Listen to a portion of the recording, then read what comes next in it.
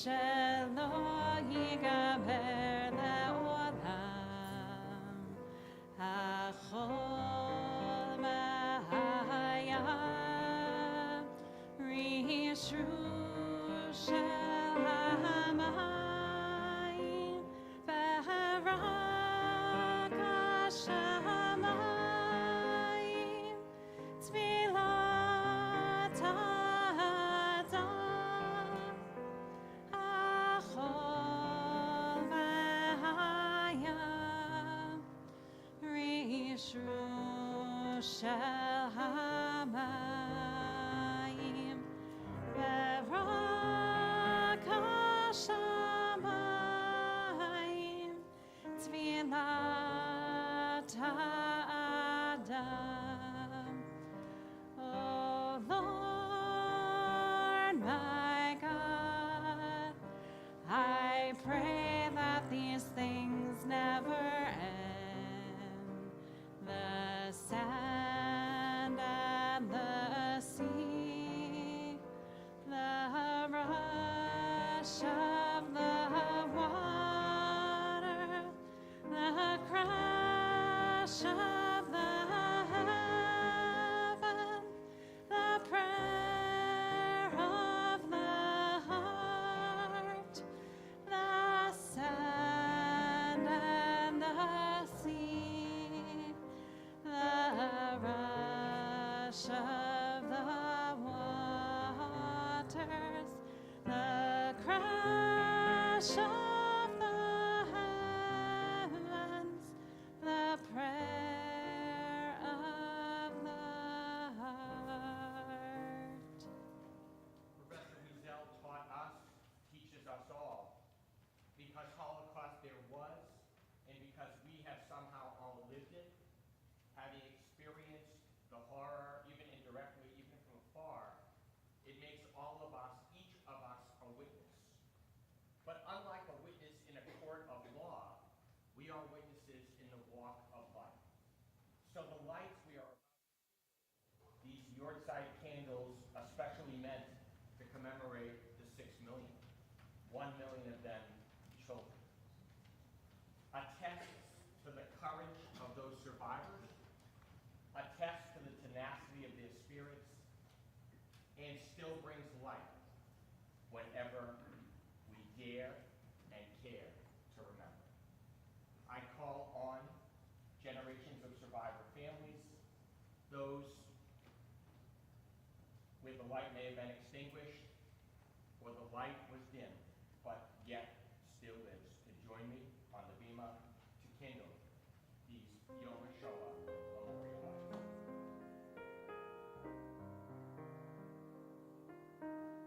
No, we'll do that. Let's see if we do this. But now it's on.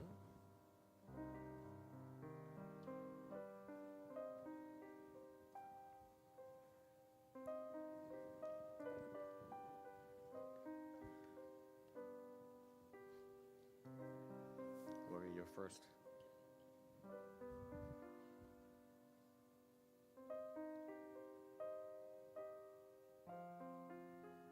I don't know why they don't. Not so easy. There you go. Hey, great. Is this Grandpa Bob? Is it Grandpa Bob? Yes, it is. I asked if you were Grandpa Bob. Yes, I am. I'm so glad to hear. Remember from the wedding.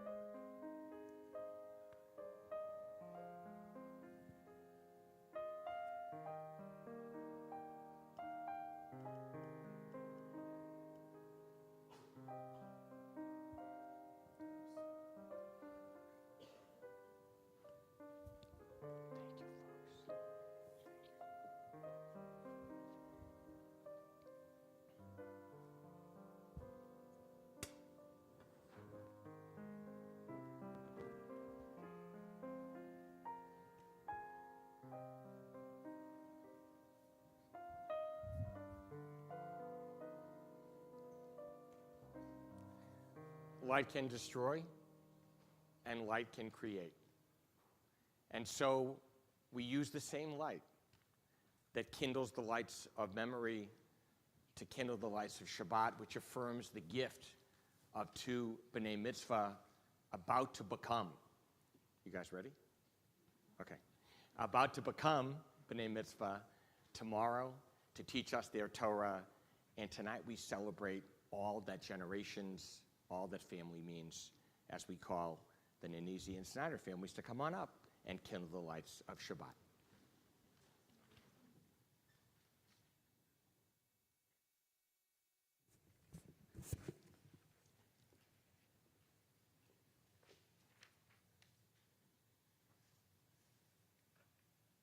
There we go. You get one candle.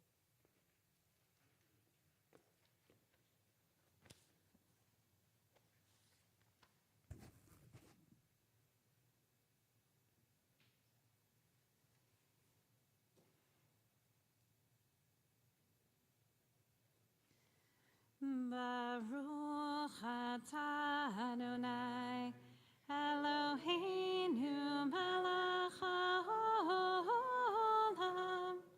asher kitshanu b'mitzvotav v'tzivanu lehadlik ner shel Shabbat. Amen. Shalom, shalom.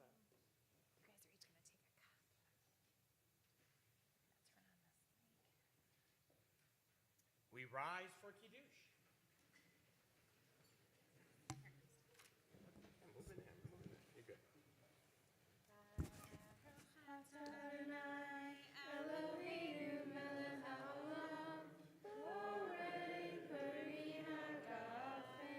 Amen.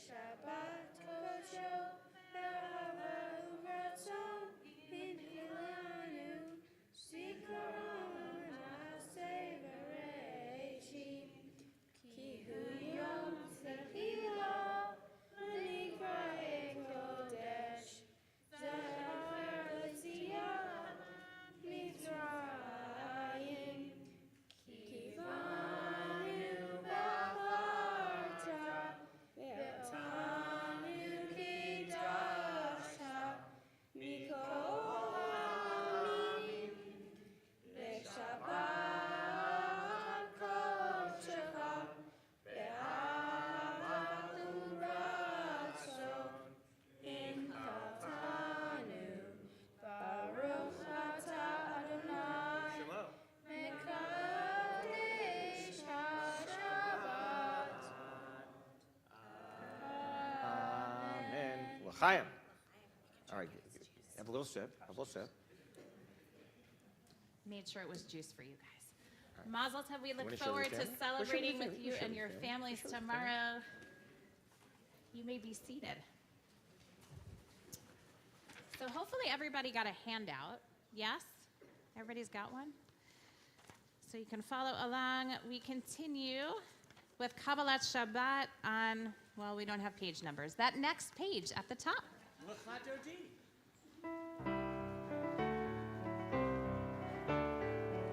Yalalalai l'chadodi. Yalalalai l'krakala. Yalalalai Pnei Shabbat. Pnei Shabbat dekava. Yalalalai l'chadodi. Yalalalai l'krakala. Yalalalai Pnei Shabbat. Pnei Shabbat dekavela.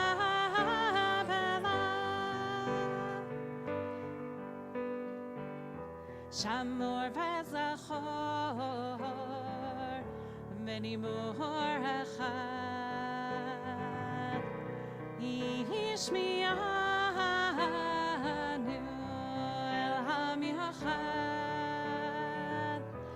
Adonai echad u'shmo echad l'shemo tifaret ve'letzilah yai lai lai yala la la lai l'chadodi yai lai lai lai yala la la lai l'krakala yala la la lai panei Shabbat ekabet yala la la lai l'chadodi yai lai yala la la lai l'krakala yala la la lai panei Shabbat ekabela Itorari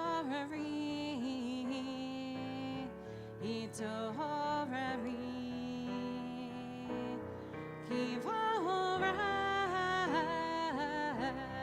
Kumi Ori Uri Shir Dabari Kevod Adonai Alayich Nigla Yai lai lai Yala la la lai l'chadodi Yai lai lai lai Yala la la lai l'krakala Yala la la lai Panei Shabbat ekabet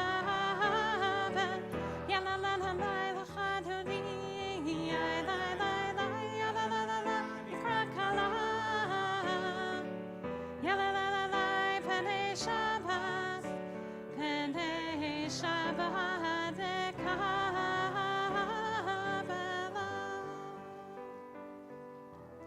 Moi v'shalom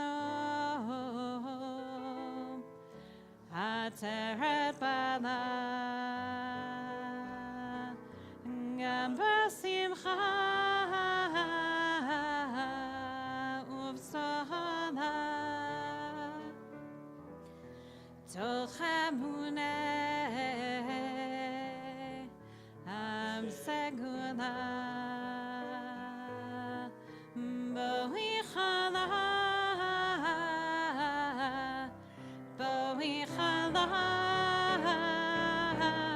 Yala lai lai Yala la la lai l'chadodi Yai lai lai lai Yala la la lai l'krakala Yala la la lai Panei Shabbat ekabet Yala la la lai l'chadodi Yai lai lai lai l'krakala Yala la la lai Panei Shabbat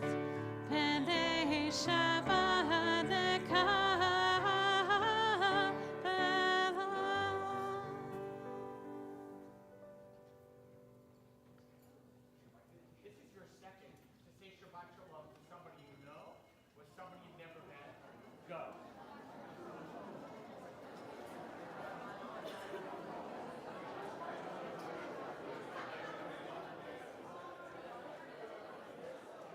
You're doing a reading, you're doing this in between, or that in between? I just turned it on.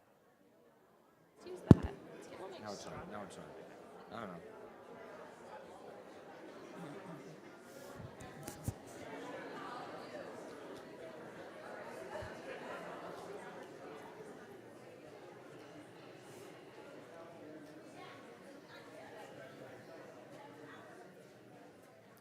The words we're about to read responsively were written by Pastor Martin Niemöller, Lutheran pastor who was, because of his outspoken beliefs against the Third Reich, imprisoned for 7 years in concentration camp the last 7 years of the war, but he survived it.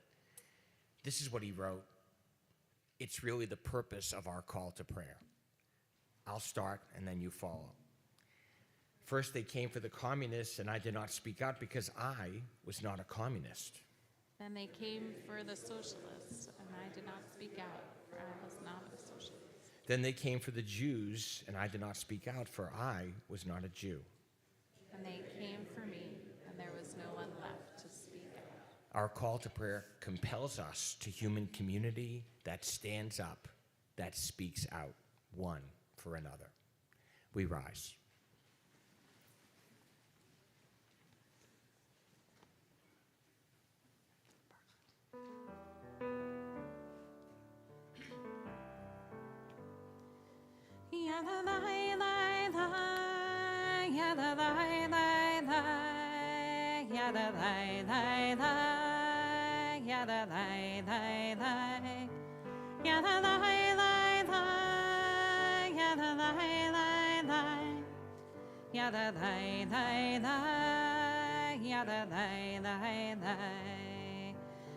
Baruch et Adonai HaMevorach. Baruch Adonai HaMevorach le'olam va'ed. Le'olam va'ed. Yadalai lai lai, yadalai lai lai, yadalai lai lai, yadalai lai lai, yadalai lai lai, yadalai lai lai, yadalai lai lai, yadalai lai lai. From his essay, A Young Jew Today, in One Generation After, to be a Jew today is to ask a question, 1,000 questions, yet always the same, of society, of others, of oneself, of God. Why and how to survive in a universe which negates you. For us contemporary Jews, 1 and 1 are 6 million. 6 million times 1 is God. For just as one cannot conceive of such slaughter with God, it is inconceivable without him.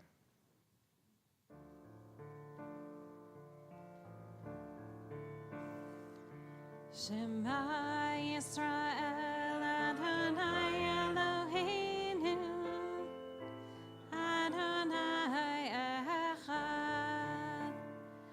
Shema Yisrael Adonai Eloheinu Adonai Echad.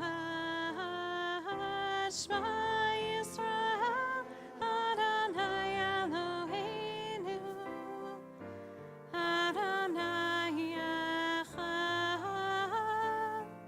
Shema Yisrael Adonai Eloheinu Adonai Echad. Baruch Shem Kavod Malchuto Le'olam va'ed. Baruch Shem Kavod Malchuto Le'olam va'ed. Shema Yisrael Adonai Eloheinu Adonai Echad. Shema Yisrael Adonai Eloheinu Adonai Echad. Ve'ahavta et Adonai Elohecha b'chol levavcha u'b'chol nafshecha u'b'chol me'odecha ve'hayu advarim ha'ele asher nochim et zavecha hayom alevavecha v'shinatam levantacha v'dibarta ba'am v'shivtacha b'beitzacha uvlechtecha b'darech u'shofbecha uv'kumecha u'kshartam le'ohot al yadecha v'hayu letodafot b'neinecha וכתבתם על מזוזות ביתך ובשעריך, למען תזכרו ועשיתם את כל מצוותיי, והייתם קדושים לאלוהיכם. אני אדוני אלוהיכם, אשר הוצאתי אתכם מארץ מצרים, להיות לכם לאלוהים. אני אדוני אלוהיכם, אדוני אלוהיכם אמת. Rabbi Hugo Grin, then just 10, recalls his life alongside his father in Auschwitz. It was the cold winter of 1944, and although we had nothing like calendars, my father, who was my fellow prisoner, took me and some of our friends to a corner in our barrack. He announced that it was the eve of Hanukkah, produced a curious-shaped clay bowl, and began to light a wick immersed in his precious but not melted margarine ration. Before he could recite the first blessing, I protested at the waste of food. He looked at me, then at the lamp, and finally said, "You and I have seen that it's possible to live up to 3 weeks without food. We once lived almost 3 days without water, but you cannot live properly for 3 minutes without hope." Such is the miracle that leads to redemption.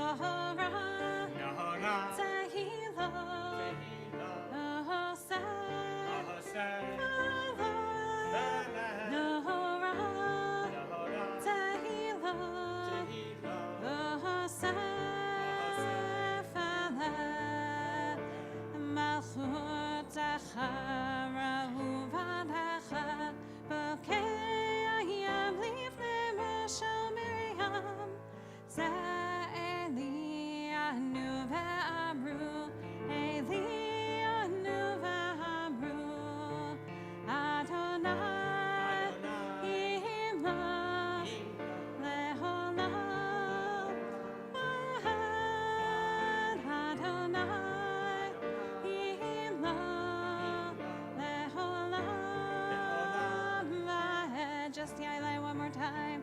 Yai lai, yai lai lai lai. Yai lai, yai lai lai lai. Yai lai, yai lai lai lai. Yai lai, yai lai lai lai. We rise for the 2 hours.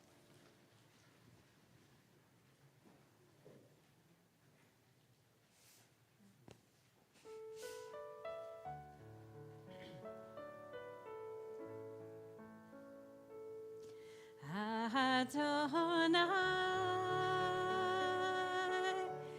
Sefatai Tiftach, Ufi Yagin, Tehilatacha.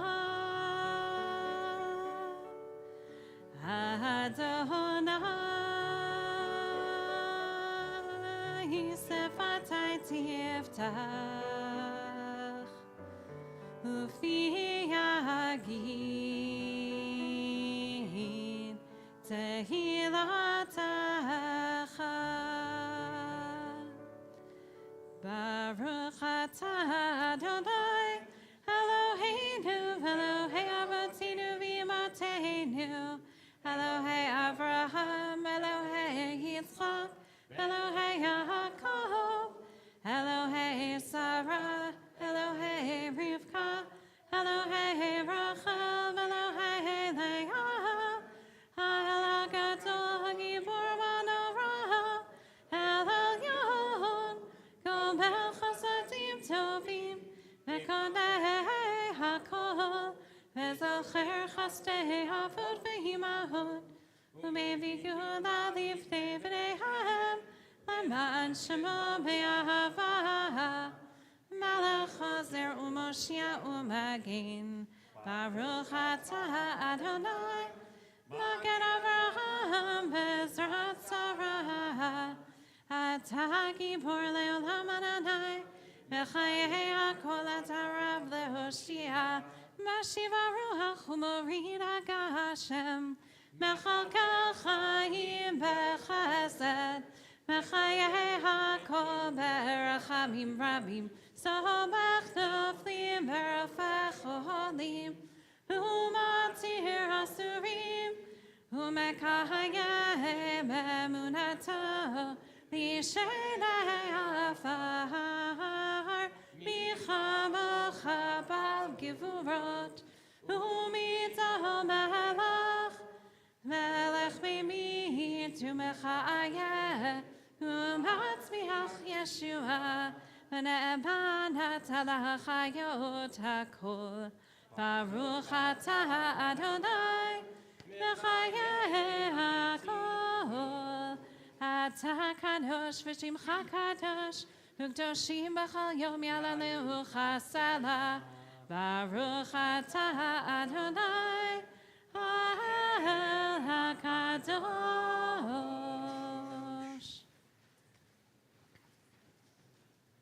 Our prayer for peace, we read responsibly. The universe whispers that all things are intertwined, yet at times we hear the loud cry of discord. To which voice shall we listen? Although we long for harmony, we cannot close our ears to the noise of war around us. How dare we speak of concord when the fact and symbol of our age is Auschwitz? The intelligence. Deny reality. We must not forget the grief of yesterday, nor the pain. But yesterday is past. It cannot tell us what tomorrow will bring. If there is goodness at the heart of life, then its power, like the power of evil, is real. Which shall prevail? Moment by moment, we choose between them. If we choose rightly, the broken fragments of our world will be restored to wholeness. We can deny the face of hate with the common cause we share. A world at peace is within our power, and it begins with our commitment to one another. So as you reflect on that commitment, there are readings on the next page, one by Dara Horn, our scholar in residence just a week or two ago, and Barry Weiss, reporter formerly New York Times. Reflect, what can we do to bridge the gaps of discord and bring the possibility of peace?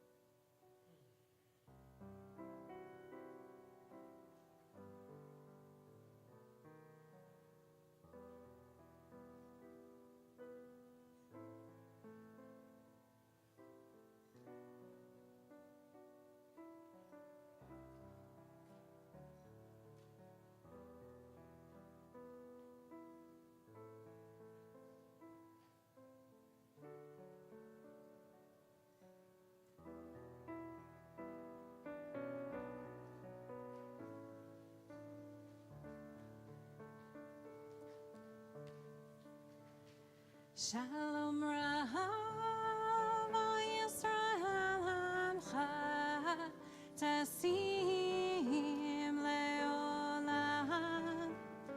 Shalom Rahav Yisrael Amcha Tasim Leolam. Ki atahu malach Adon Shalom, ki atahu malach Adon, lacha shalom, shalom rahav Yisrael amcha, tasim leolam, shalom.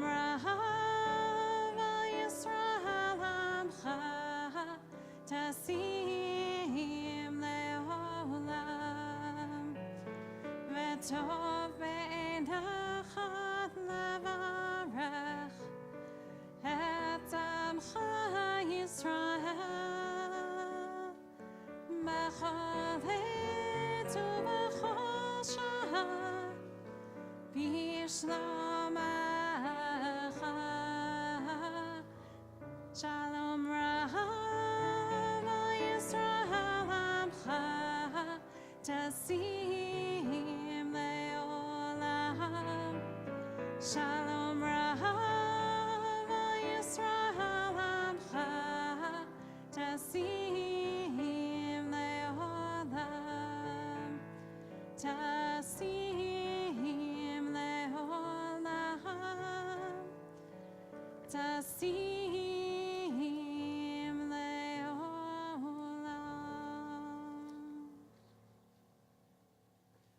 Harold Kushner, author of many books, When Bad Things Happen to Good People, Who Needs God, his great book on the 23rd Psalm, wrote in his most recent book, of which I can't remember the name, but I swear to God, he wrote a lot of books. It's one of about 10 lessons he learned from being a rabbi. I think he's called the Poet Laureate Rabbi of Temple Israel in Natick, Massachusetts. I would like to be called the Poet something Rabbi. I don't know. Call you whatever you want. Thank you. Yeah. But I'm not going anyplace. Anyway, but he wrote, God doesn't send us the sickness. God sends us the ability to transcend it. It's a perspective. It puts our prayer for healing in perspective. We're not asking for immediate and magical healing. We know that's beyond medical capability, no possibility. What we're asking for is the ability to find moments of light, even when it's dark, and the ability to be there, whether it's us or someone else, and still celebrate life, even when life is hard. We rise as a congregation, if you want to join hands in hope, as we pray for those who face the future not fully whole.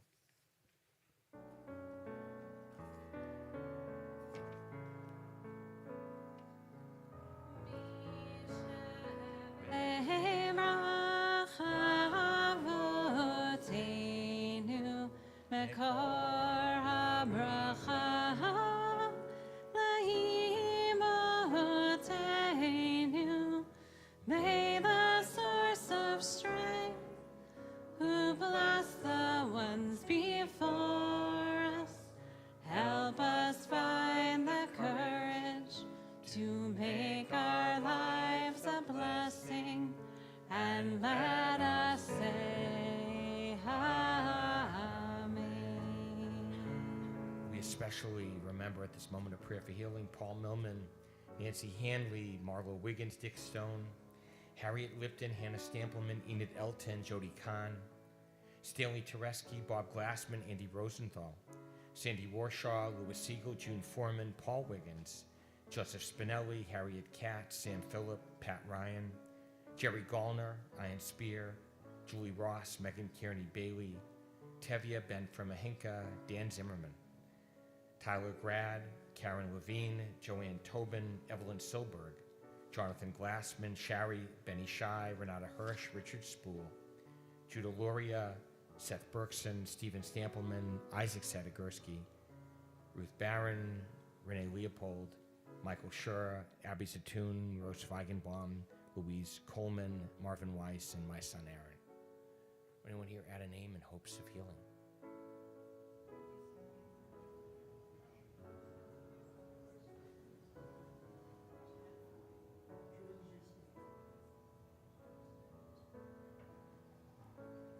Yishaberach imotenu mekor habracha lavotenu.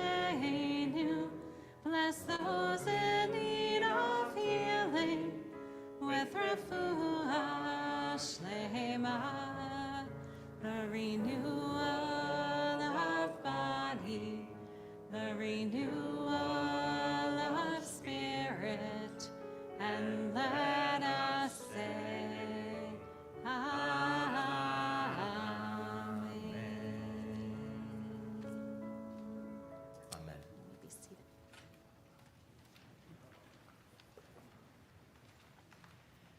November 9th on the 10th in Germany, an organized pogrom. 1,100 synagogues destroyed, 7,500 Jewish businesses and countless Jewish homes rooted, broken, the glass, and just looted. Several hundred Jews killed and 30,000 Jews deported to concentration or work camp. Ironically, on this date, which was the day after, the Third Reich appropriated the monies that would have gone to those Jews for insurance and rebuilt whatever they wanted to that by accident was German-owned and was destroyed. It's an unthinkable thing, and yet it doesn't seem so far from home in the America in which we live. Maybe a little too close. Memory is really the bridge that keeps us aware, that keeps love alive, but also telling the story of those who came before us helps us understand how to navigate the present to a more sane and sacred future.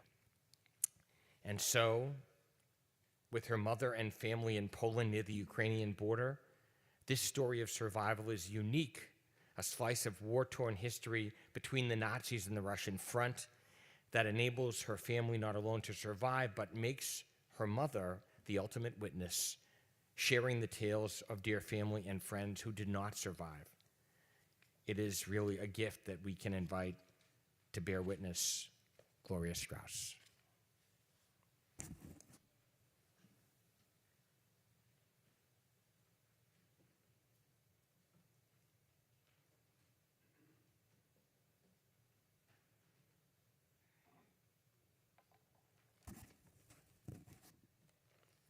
Thank you, Rabbi Zirkman, for inviting me to speak tonight.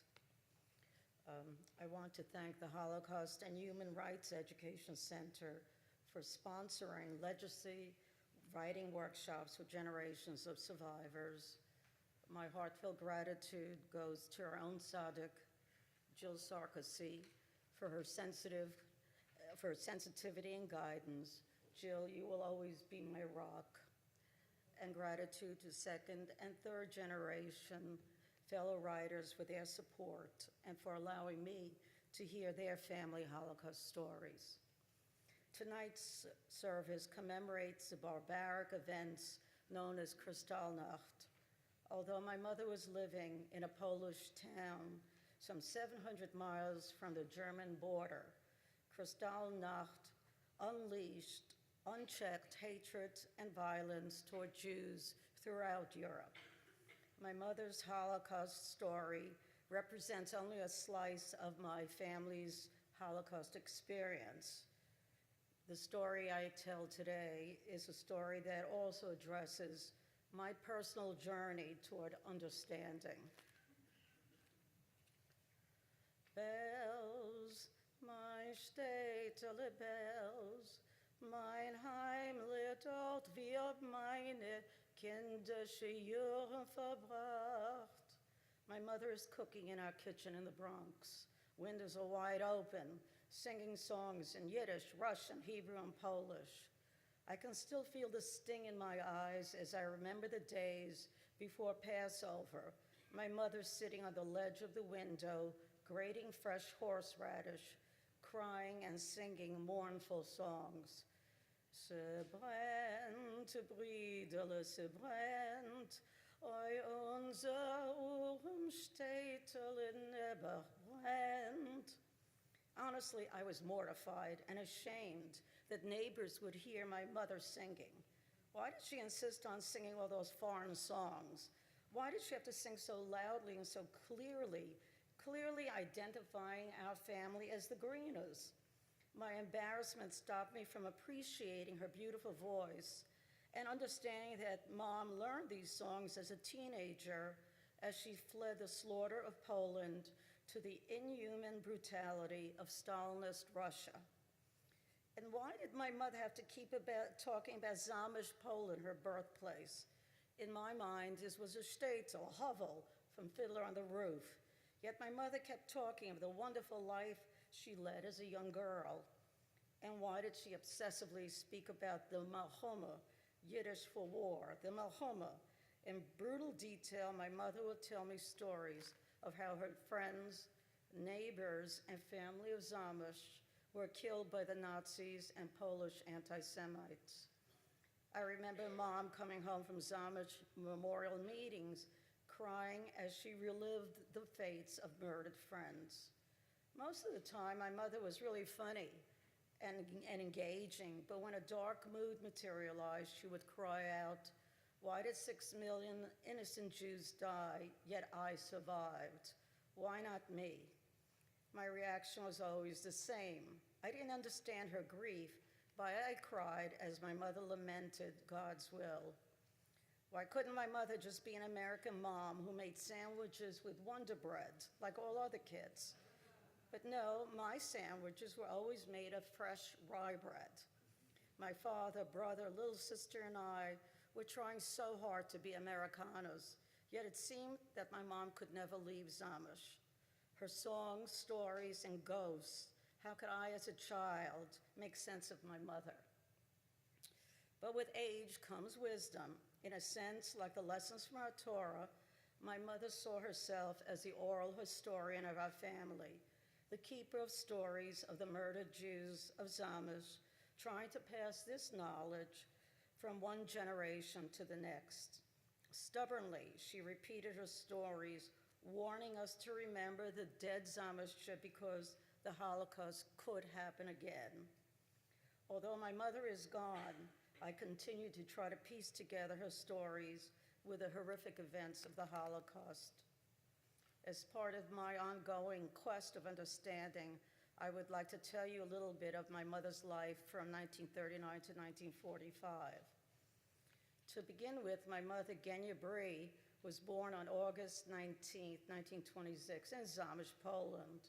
The language of the home was Yiddish, so she was known as Golda, affectionately called Goldala. Her father, Yankel, and mother, Pael, considered themselves modern Jews and only had 5 children. Goldala was the 4th youngest. Sister Beate, Ruchel, and only brother, Chaim Azik, were older. Baby sister, Sonia, was born in 1932. Yankel, my grandfather, was a tailor, while Pael took care of the children and helped out Yankel as needed. My grandfather, Yankel, was an enlightened person who believed in social justice and workers' rights. He believed in education and spent his last Russian schooling his children. Goldala's sisters and brother attended public Polish schools, receiving private instruction in Hebrew and Bible studies. All could read and write Polish as well as Yiddish. Chaim Azik, my uncle, was a gifted musician and singer who as a youth sang in the famous Zamish Old Synagogue. He was fluent in many languages, including Ukrainian and Russian. My mother has fond memories of a pre-war. Her parents and siblings were gifted storytellers and wonderful singers. In place of extra food, there was always a mansala, a story, or a liedele, a song. Mom describes Zamish as a beautiful town with botanical gardens, deep dark forests, crystal clear lakes. The city is located in southeast Poland, close to the Ukrainian border. The town was built by Italian architects in the 16th century and is described in books as a magnificent example of Polish Renaissance. Jews were welcomed into Zamish as early as 1583, were granted settlement privileges in 1588, and in the 19th century, Zamish was second to Warsaw as an enlightened center of Haskalah. And in fact, the Yiddish writer Yitzhak Leibish Perch, I.L. Peretz, as well as Rosa Luxemburg, a social democrat activist, were born in Zamish. Before the outbreak of World War II, 12,500 Jews lived in Zamish, accounting for 43% of the population. The old synagogue of Zamish, where my grandmother Perel prayed every Saturday and Chaim Azik sang in the choir, was originally a wooden structure built in the 1590s, and it was a prominent example of late Renaissance style. Although poor, the Bree family was surrounded by natural and architectural beauty, exposed to a lively commercial and intellectual environment sustained by a vibrant Jewish community. Now, life in Europe and most of the world in the 1920s and 30s was economically difficult. My mother was careful with her attire and would polish her shoes every day, placing cardboard in the bottom of her shoes to cover the holes. Golda was a high-spirited social youngster. After school, she would join her friends to play or stroll arm in arm together to nearby parks and gardens. Golda's life began to change in 1938 as escalating anti-Semitism took a virulent turn. It seemed as if a Jewish hunting season had been declared throughout Poland. Gangs of youths roamed the street, beating any Jew they happened upon. The police stood by doing nothing. My mother was no longer able to ice skate in the park. Signs went up in public places: no dogs or Jews. In 1938, my mother's brother Chaim Isaac was attending college in Lvov. His hope had been to become a doctor, and his acceptance into the university as a Jew was remarkable. One evening, a Polish professor came to Chaim Isaac's room, urgently saying that he had to immediately flee the school. A group of Polish university students was handing out flyers exhorting fellow students to punish students, Jewish students. In hidden corners and darkened rooms, Jewish students were being beaten, thrown off balconies, and killed. My uncle managed to save himself by climbing out of a window. Chaim Isaac returned home to Zamość wearing a black armband in memory of his murdered friends, understanding that he could never return to the university. It was too dangerous for Jews. The only picture I have of my mother until after the war is this picture of her as a young girl with her friend in the park. She's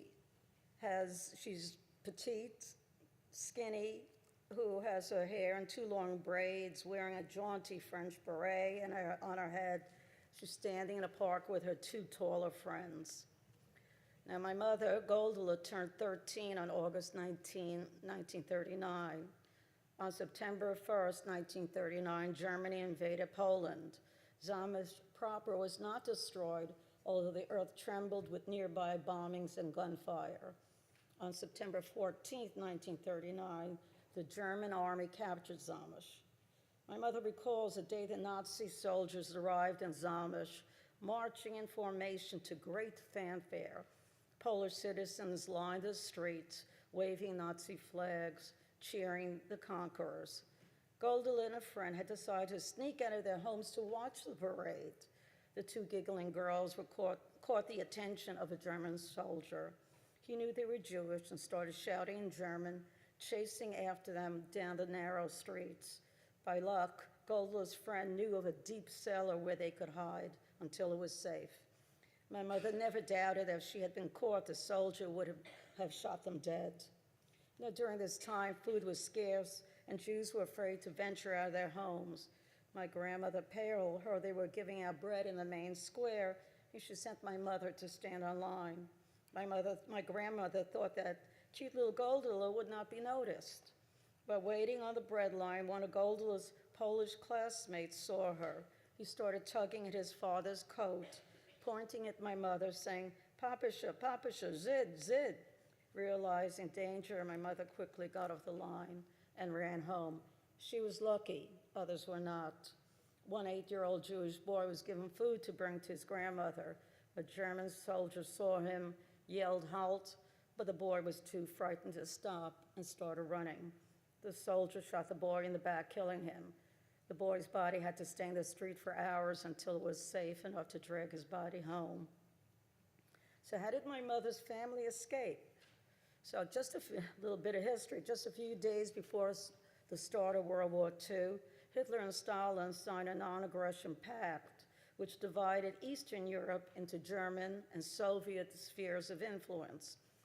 After the Germans entered Zamość, the Soviet army claimed that the demarcation line was such that the town was actually Soviet territory. The German army receded, and the Red Army came into Zamość. Based upon his fluency in Polish and Russian and Ukrainian, my Uncle Chaim Ozick was selected to work for a Soviet police office translating documents. However, 2 weeks later, the German army provided proof the Zamish was really Germany's rightful territory. As the Soviet army prepared to retreat, they announced to Polish citizens that anyone who wished could follow the Red Army into the Soviet territory. My Uncle Chaim Ozick came running to my grandfather at that time saying that he was following the Red Army. My uncle was afraid that once the Germans came back into town, he would be labeled as a communist and summarily be executed. Being the only son, my grandfather said he would not allow him to go alone, so he was going. My grandmother said she wasn't staying alone, so in the end, the Bree family gathered a few meager possessions and followed the Red Army out of Zamish. My mother described their flight as horrific chaos. Split-second decisions to flee were made in panic and uncertainty. Despite the policy of anti-Semitism, Jews still thought that women, children, and the elderly would be spared from work camps and violence. Therefore, it was mostly the men of Zamish who fled. Some affluent Jews decided not to abandon their property, reasoning that if the situation became dire, money and bribery could be used to escape. After all, Germans were highly educated people. Many of Golda's friends and relatives chose to stay, never imagining the unmitigated horror awaiting them. So Golda and the Bree family boarded trains traveling east toward the Soviet Union. They had no idea where they were being transported. People were pushed into train cars without light or sanitary facilities. Golda's sister Ruhel cried during the night that she could not hear her baby breathing. It was only in the morning that she realized she was holding the baby upside down. The baby died soon of malnutrition. Arriving in known and unknown towns, the Bree family slept on the floors of schools and warehouses. My mother related that she had to go to the bathroom during one train stop and crawled under the train to relieve herself. But without warning, the train lurched forward, and my grandmother, pale, was crying that Golda was dead. Luckily, my mother had finished quickly and had stepped aside just in time. Trains dropped Jews in random towns and villages throughout the Soviet Union without adequate clothing or implements for work. Since my mother was 13 years old, she was at times allowed to attend Russian school, where she learned to read and write Russian, and she learned all the patriotic Soviet songs. Her life was always tenuous according to war fronts: malnutrition, lack of medical supplies, inadequate clothing for harsh winters, inadequate housing, and strict work orders. Most often, family members were assigned field work using antiquated machinery and were required to complete an impossible work quota. My mother described how a young female cousin fell off a cart and was trampled by the cart's wheel. The Russian field supervisor refused to allow the family to tend the body, having to wait until the end of the workday to collect the body for burial. Women were given one day off to give birth and were required to go back to work the following day. Elderly women were given the job of caring for the babies. Malnourished working mothers could not nurse their children properly. Food was scarce. Many infants died. My mother always said that being surrounded by her family saved her life. When Golda was sick, with no doctor or medicine, it was her mother, Perl, who would tell her stories and sing to divert attention from the pain. As the Nazis advanced into Russia, my mother and family traveled further and further east, eventually living in Asiatic Russia, where Jews had never been seen, but Jewish curses abounded. As they fled their homes, Russians would say to Yankel and Perl, "Jews, Jews, why are you running? The Nazis will find and kill you anyway. Stay here and enjoy your remaining days." In 1941, my Uncle Chaim Ozick was drafted into the Soviet Army. A short, skinny intellectual without any military training or weapons was sent to the front. Within a few weeks, my grandfather was notified the Haimazik's transport train had been bombed and that he was killed. A few weeks after my uncle's death, Stalin announced that the Polish men were exempt from serving in the Soviet army as a Polish army in exile had been formed. Finally, after 6 long years, the war ended. On July 6, 1945, Stalin announced the rights of persons, Polish or Jewish by nationality, living in the USSR, to change, they can change their Soviet citizenship and be evacuated to Poland. It was then that the true extent of Hitler's final solution became evident. Returning to Poland was like bathing in ashes. Nothing was recognizable to the band of survivors. News of extermination, genocide, gas chambers, firing squads were not new, but the numbers were unfathomable. 6 million Jews slaughtered. For my mother, the war's end was just the beginning of another horror, discovering the fate of friends and family who did not escape. The stories of the murdered Zamish Jews became Golda's story to tell. My mother heard stories of husbands, brothers, sons who went back to Poland after escaping into Russia. Their reasoning, Soviet life was unbearable. They missed their family back home. How much worse could it be in Zamish? It was worse than any human could imagine. She was told that when the German army returned to Zamish, they announced that there were jobs available for, Jewish young men with higher secondary education. Jewish students in Zamish took great care to make themselves presentable for the job interview. When the brightest young Jews arrived in the square, the soldiers lined them up and shot them dead. When the Nazis, with the Nazis in control, she was told that Polish neighbors rounded up Jewish neighbors, marched them into the dense forest and shot them dead. She learned of atrocities of innocent children and the formation of the Zamish ghetto and its fate. On the eve of Passover, April 11, 1942, Polish police and German soldiers surrounded the Zamish ghetto of Nova Osada. The first deportation of 2,500 Jews was ordered. The action continued until 9 p.m. A 21-car train appeared as the platform as Jews were forced to run in formation to the train station. Jews that fell were killed. Only after the freight cars were fully loaded did the train start its journey to Belzec for extermination. Second deportation, May 24, 1942. Third, August 11, 1942. Fourth, September 1942. Fifth, November 2nd, 1942. And then by May 31st, 1943, the last deportation of Zamish Jews was completed. All Zamish ghetto Jews were exterminated. 360 years of Zamish Jewish life extinguished. My mother and family never returned to Zamish. They were too frightened of pogroms throughout Poland. Jews who had hidden for 6 years emerged as half-humans, only to be killed by Poles.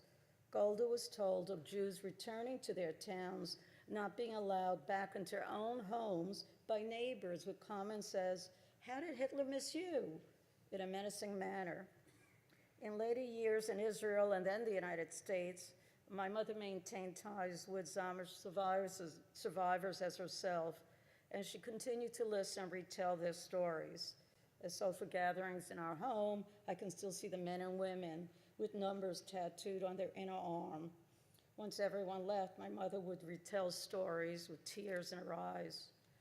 Golda had an incredible memory for detail and would astound people later in life with her ability to recollect names of Zamish residents and people encountered in Russia, as well as all the songs that she had learned in both countries.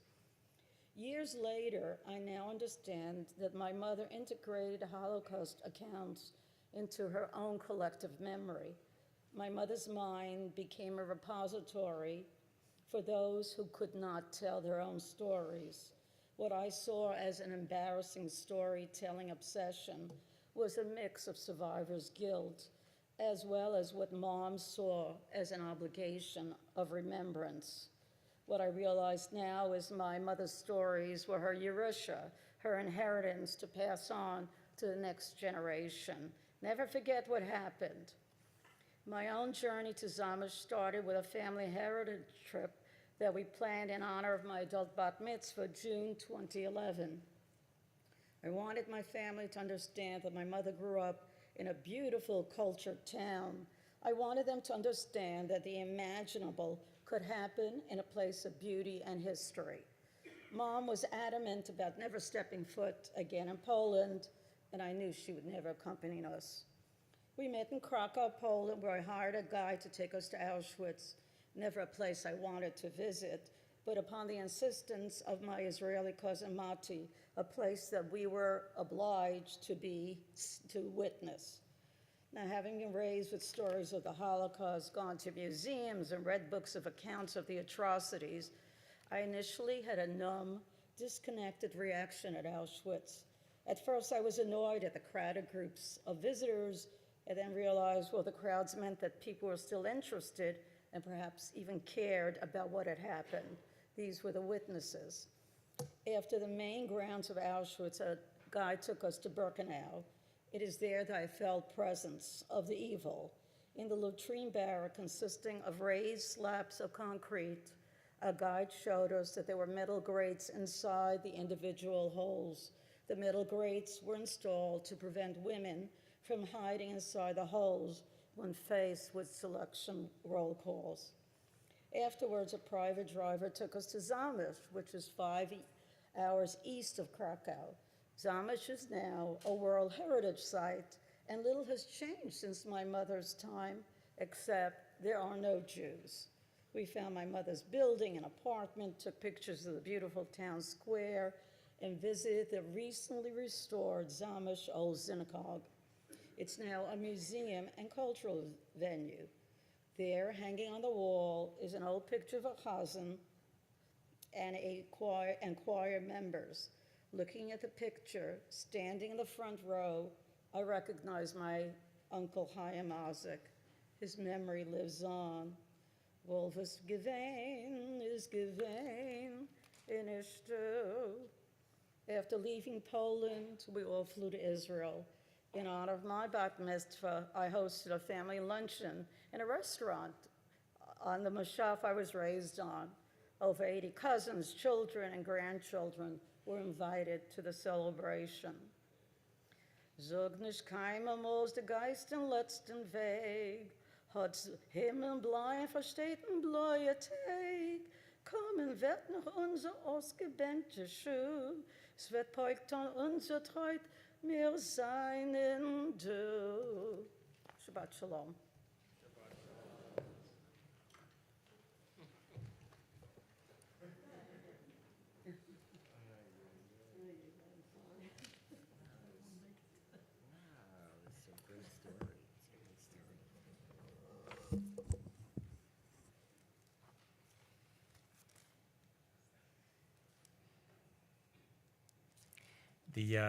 The gift of somebody bearing witness is,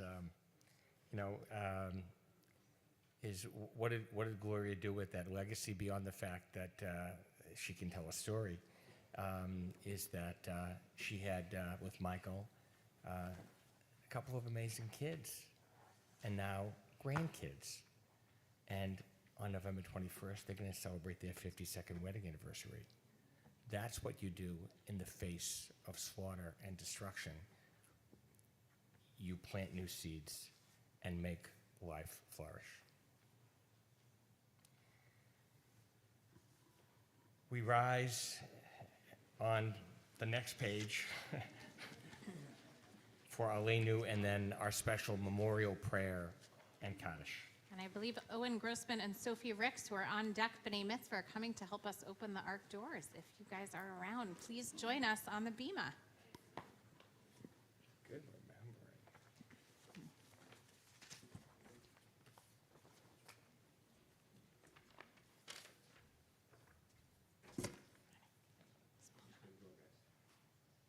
Aleinu l'shabach l'adon hakol, l'tikdu l'aliot zebreshit, Shelo asanik le'aratzot, ve'lo samanu k'mishpachat ha'adama.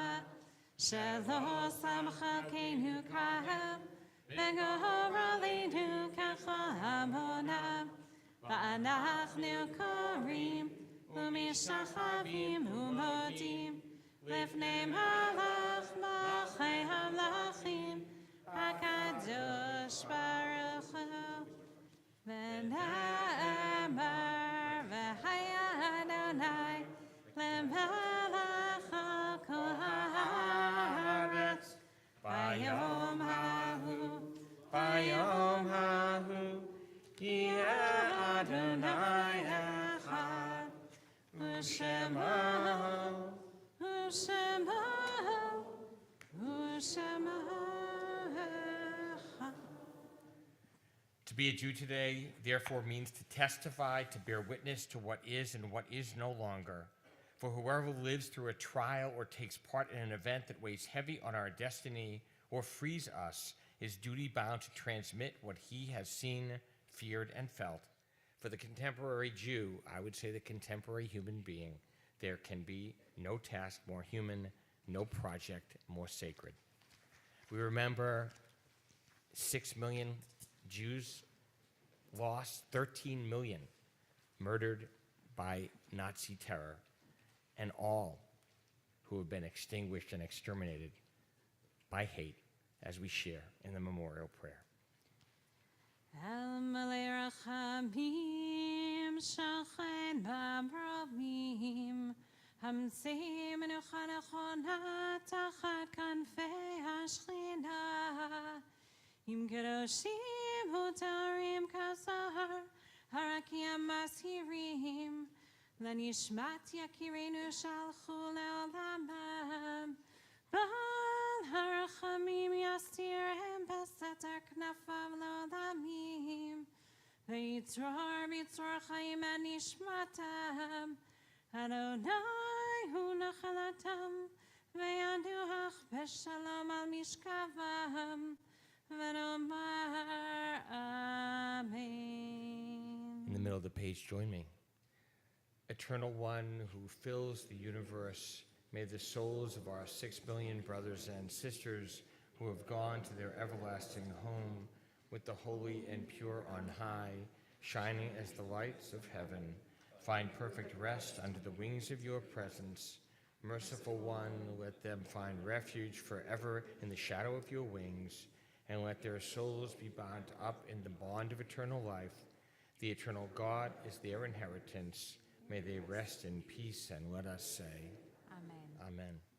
At this moment of memory, we remember those whose yortzites are observed this Shabbat in our congregational family of Robert Gensberg, Joshua Hochstein, Constance K. Scharf, Lawrence Harris Cohen, Andrew Sears, Sonia Elterman, Dan Elterman, Arthur Feiner, Jack Nash, Norman Harvey Berland, Horace Baird, Harold Cohen, Eleanor N. Sanger, Herman Kaufman, Harry Fleischman, Jenny Corbett Glick, my grandfather, my Zadie, Morris Treback, Solomon Goldstein, Ron Volper, Lillian Brooks, Ida Friedman Melinek, Beth Gold Cohen, Mindell Frankel, Justin Hansen, Michael Menashe, Carl Goldberg, Bluma Brado, David Ernst, Irving Stone, Betty Myers, Joseph Robbins, Zelda Goldberg, Max Minoff, Louis Gossett, Evelyn Emeriani, Joseph Sumberg, Isaac Evans, Celia Ehrenberg, Marcus Mindlin, Carrie Sharkazy, Max Ettingen, Roger Spiegel, Gerald Ansel, Marilyn Winkelstein, Adele Tamarin, Minnie Goldman, Laura Cave, and Susan Cashy. Anyone here add a name in sacred remembrance?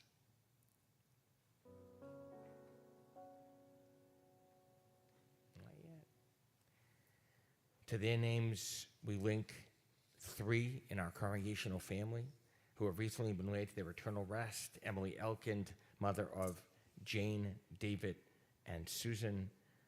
James Daniels, husband of Martha Gifford, father of Caitlin Daniels and Justin, brother of Molly. And Carol Hoffman, mother of Amy and Daniel, sister of Cyrus. To the names, we link the memories of all those who have given their lives for the cause of freedom on this Veterans Day weekend and this Shabbat, all those who fought so that we could maintain a democracy and be free. Join me in words of Kaddish. Yitkadal v'yitkadash shemei rabbah, be'alma divrach hirutei v'yamlich malchutei, b'chayechon u'vyomechon, u'v'chayei l'chol beit Yisrael. Yisman kari v'imru amen. Yehei shmei rabbah mevorach le'olam l'omel maya. Yitbarach v'yishtabach v'yitpa'ar v'yitromam v'yitnaseh. V'yitadar v'yitalev v'yitalal shemei d'kutsha barichu. Le'ela min kol berchata v'shirata. Tush bechata v'nechamata. Da'amiran be'alma v'yimru amen. Yehei shlama rabba min shemaya. V'chayim aleinu v'al Yisrael. V'yimru amen. Oseh shalom b'imromav. Hu yaseh shalom aleinu v'al Yisrael. Zichronam livracha. May their memories be for blessing.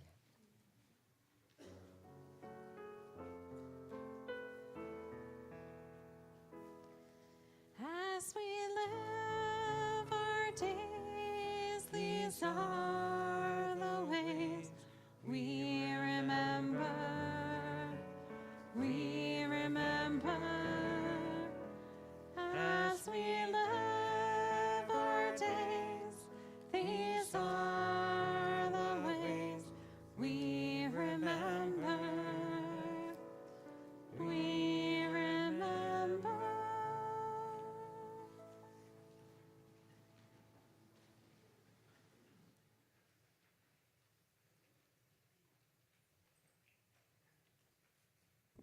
Shabbat Shalom. I'm Yvette Gorovich, and on behalf of the Board of Trustees, we extend Shabbat Shalom greetings to everyone in the sanctuary and to our community joining us remotely. Thank you, Rabbi Zirkman, for this most spiritually soulful service, and Rabbi Frankel for just filling the sanctuary with soulful song. Thank you so much. Gloria, I knew and loved your parents. Probably about 2 decades ago, I was sitting next to your mother in those seats, and she turned to me and says, "You want to hear a Holocaust story? I'm going to tell you my story." Thank you tonight for sharing her story on this most sacred night of memory. Yasher Kohen, my dear friend. So we look forward to Shabbat morning tomorrow. Mazel tov to Natalie and Benjamin and their wonderful families. I know you're gathered by love. Thank you both for your hard work and your preparation for tomorrow. Your beautiful and insightful writings about the Torah portion is posted on the temple's website for our community to read. They were really both beautiful. And we look forward to learning from you as you lead us in worship and in reading from Torah from the Bima tomorrow as our newest adult members of this congregation. So thank you. In addition, we invite everyone to join us for Hevra Torah study with Rabbi Zirkman at 9 a.m. Shabbat morning, in person in classroom 2 or on Zoom. And for members of the congregation wanting a relaxed musical worship experience, we invite you to the Shabbat morning minyan with Rabbi Frankel at 10:30 in the library. There are lots of upcoming activities on the website, but I do want to ask you to mark your calendars for the Interfaith Thanksgiving celebration on Sunday, November 20th at 7 p.m. right here, same place, in our sanctuary. And earlier that afternoon at 4 o'clock, you're invited to a Westchester-wide afternoon of music and joy featuring our own cantors, Katie Oringel and Freda Mendelson. Please check the website for additional information. Shabbat Shalom.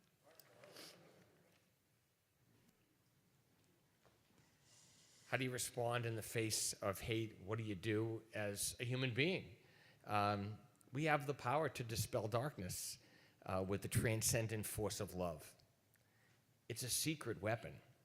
The Reverend Dr. Martin Luther King wielded it.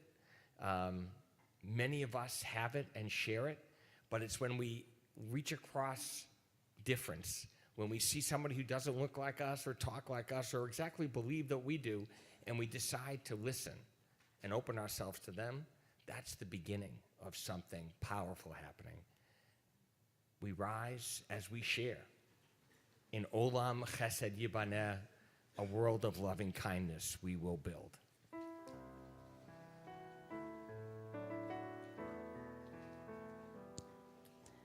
Olam chesed yibaneh, ya la la la la, ya la la la. Olam chesed yibaneh, ya la la la la, ya la la la. Olam chesed yibaneh. Ya la la la la, ya la la la. Olam chesed yibaneh. Ya la la la la, ya la la la. I will build this world from love. Ya la la la la, ya la la la. And you must build this world from love. Ya la la la la, ya la la la.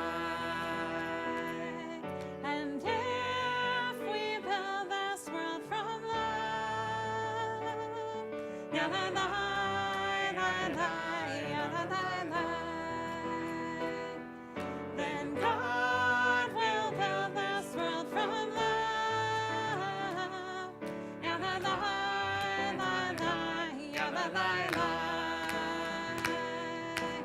Olam chesed yibaneh, ya la la la la, ya la la la. Olam chesed yibaneh, ya la la la la, ya la la la. Olam chesed yibaneh, ya la la la la, ya la la la. Olam chesed yibaneh, ya la la la la, ya la la la. Shabbat shalom. Shabbat shalom.